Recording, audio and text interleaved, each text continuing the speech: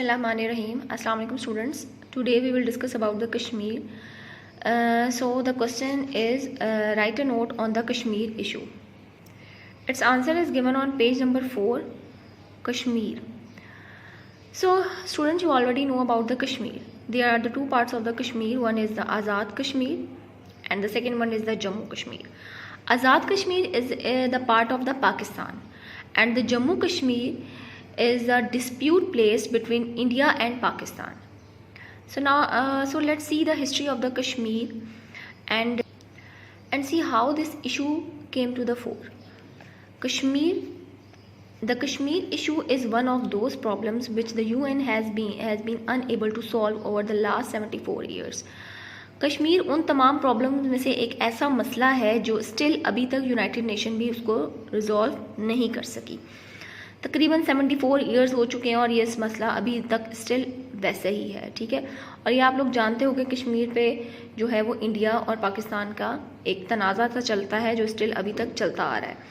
When south Asia was given independence, जब south Asia में आज़ादी आई थी, इंडिपेंडेंस दी गई थी और इंडिया और पाकिस्तान दो अलग-अलग कंट्रीज़ बन गए थे, उनको बाउंड्री लाइन डिसाइड कर दी गई थी बाय द ब्रिटिश ने किया था ये सब कब 1947 में. It was decided that the princely states area ruled by the local prince under the British who have a right to join either India or Pakistan according to the wishes of the people. अच्छा, जब independence का time आया था और British इस चीज़ पे agree हो गए थे कि उन्होंने अब इन दोनों को अलहदा करना है, उस टाइम पीरियड में रेफरेंडम कंडक्ट हुए थे और ये चीज़ रेफरेंडम कंडक्ट हुए थे और दो तरीके से ये डिसीजन हुए थे.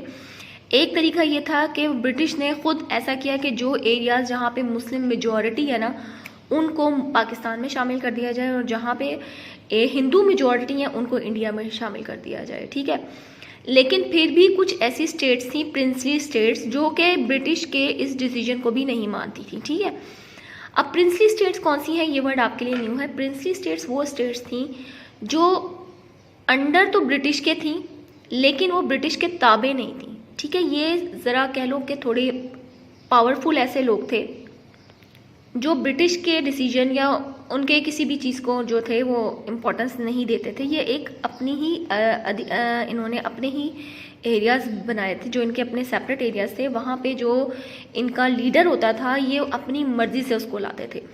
आप सिंपल वर्ड्स में अगर मैं आपको दूसरे तरीके से बताऊं तो स्टिल अभी भी हमारे पाकिस्तान में ये जो प्रिंसली स्टेट है इनको अब आप कह लो कि न्यू वर्जन ये है कि ट्राइबल एरियाज़ हम कहते हैं. ठीक है, बात वही है दोनों चीज़ों में.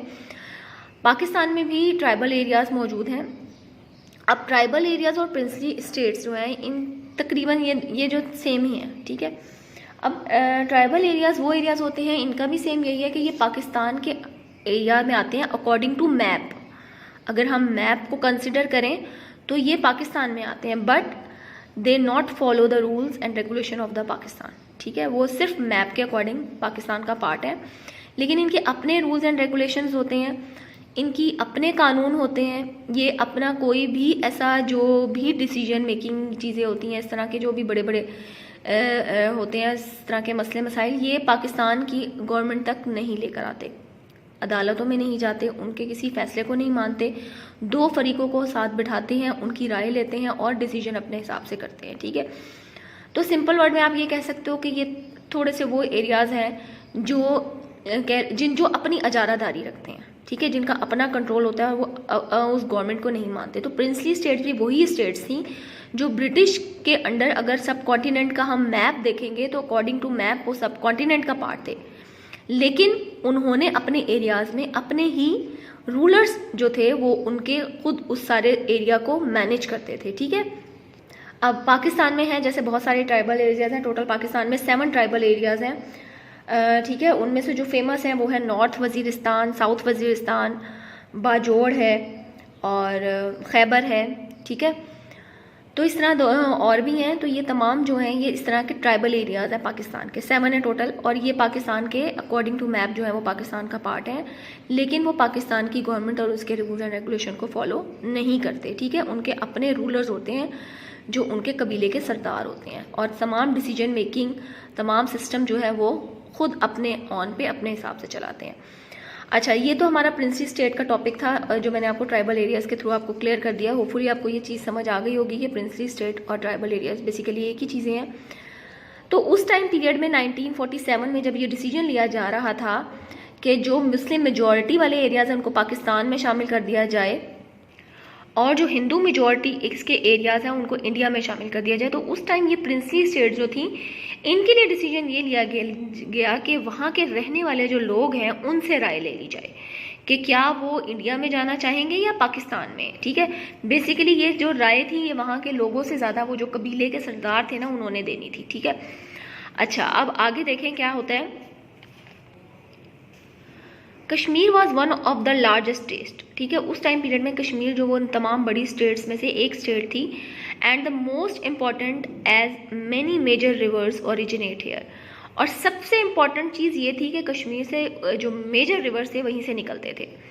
The Raja of Kashmir was a Hindu. ठीक है, राजा जो था कश्मीर का वो हिंदू था। अब डिसीजन ये लिया गया था कि वहाँ के लोगों से राय लेनी है, लेकिन आपको जैसे बताया मैंने कि जो रूलर होता था वो अपनी मनमानी और अपनी मर्जी अपना इख्तियार रखने की कोशिश करता था। ठीक है, अब उस टाइम पीरियड में था कश्मीर का जो राजा था वो तो हिंदू था, लेकिन क्या थी जो मेजॉरिटी पीपल जो वहाँ पे रहते थे वो थे मुस्लिम्स।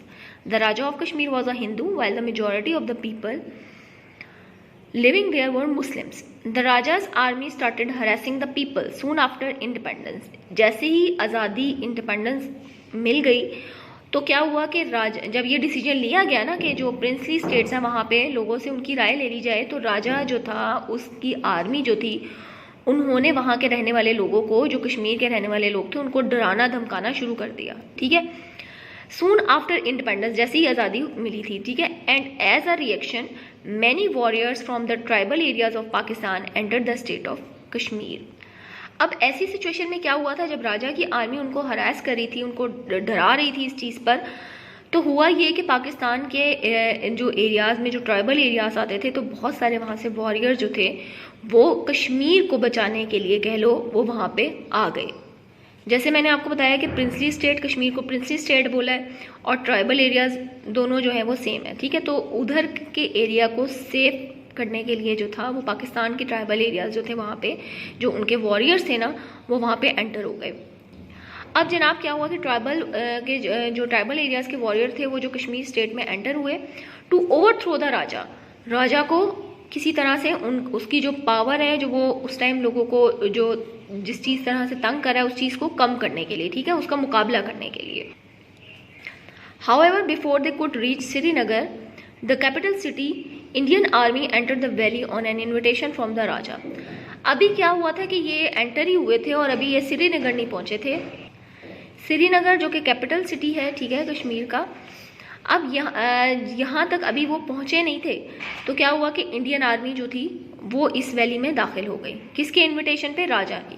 जब राजा ने देखा ना कि ट्राइबल एरिया से, पाकिस्तान के ट्राइबल एरिया से जो इतने वॉरियर आ रहे हैं जो उस पर अटैक कर रहे हैं और अब मतलब सिचुएशन ख़राब हो सकती है, तो उसने फ़ौरन, जो क्योंकि राजा हिंदू था, तो उसने इंडियन आर्मीज़ को इन्वॉल्व कर लिया और उनको बुला लिया इधर। This was the beginning of the dispute between India and Pakistan. अब ये जो था ये स्टार्ट हुआ था, ये जो तनाज़ा जो था ना ये बेसिकली यहाँ से स्टार्ट हुआ। ठीक है, अब आप यहाँ पे गौर करो, जो राजा था वो बेसिकली क्यों चाह रहा था ऐसा, उसने क्यों हरास किया, ये चीज़ आपको क्लियर हो गई होगी, क्योंकि वहाँ के रहने वाले लोग जो थे ज़्यादा मुस्लिम थे। तो जब ये डिसीजन लिया गया कि वहाँ के लोगों से राय ले ली जाए, तो क्या हुआ था कि राजा को डर था कि कहीं ये जो मेजॉरिटी जो मुस्लिम्स हैं ये पाकिस्तान में ना चले जाएं। ठीक है, तो इसलिए राजा ने, और फिर पाकिस्तान के ट्राइबल एरिया जब के वहाँ के वॉरियर जब आए, एंटर हुए, तो राजा ने फ़ौरन ही इंडियन आर्मी को वहाँ पे बुला लिया। तो यहाँ से जंग का, या कह लो तनाज़े का, यहाँ से स्टार्ट हुआ इंडिया और पाकिस्तान के दरमियान।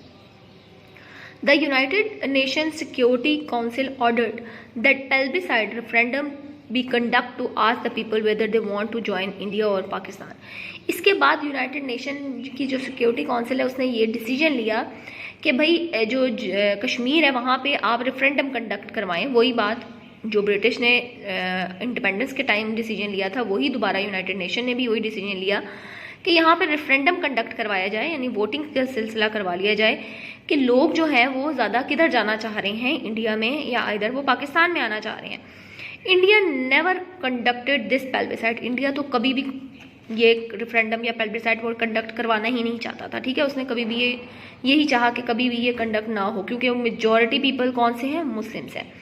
And the tension over Kashmir led to a full scale war between India and Pakistan in 1965। इसी टेंशन में और इसी कश्मकश में कह लो और इसी तनाज़े में जो था इनके दरमियान में, इंडिया और पाकिस्तान के दरमियान में 1965 में जंग भी छिड़ गई।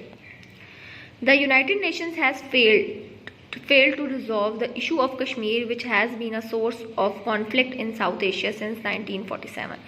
So United Nations still अभी तक जो है वो इस चीज़ में नाकाम हो चुकी है कि वो इस इशू को किस तरह से रिजॉल्व करेगी, जो कि 1947 से ये इशू जो है ये साउथ एशिया में चलता आ रहा है, ठीक है। तो ये हमारे आज के क्वेश्चन नंबर 5 का आंसर है। अच्छा, बेसिकली ये एक स्टोरी टाइप है, तो आपको इसके थ्रू कश्मीर का इशू जो आजकल आप अक्सर सुनते आते हो, तो आज आपको इसकी हिस्ट्री भी पता चल गई होगी और आप समझ चुके होगे कि किस वजह से ये स्टिल अभी तक ये मसला चलता आ रहा है, ठीक है। अब आप आंसर मार्क कर लो इसका। ये स्टार्ट होगा the Kashmir issue is one of the issue, Kashmir की आप हेडिंग दे देना, और यहाँ से लेकर ये साइड पे जो हमारा कंप्लीट होगा ये साउथ एशिया सिंस 1947 तक। तो ये हमारे क्वेश्चन नंबर 5 का आंसर है। Hopefully you understand the answer of this question.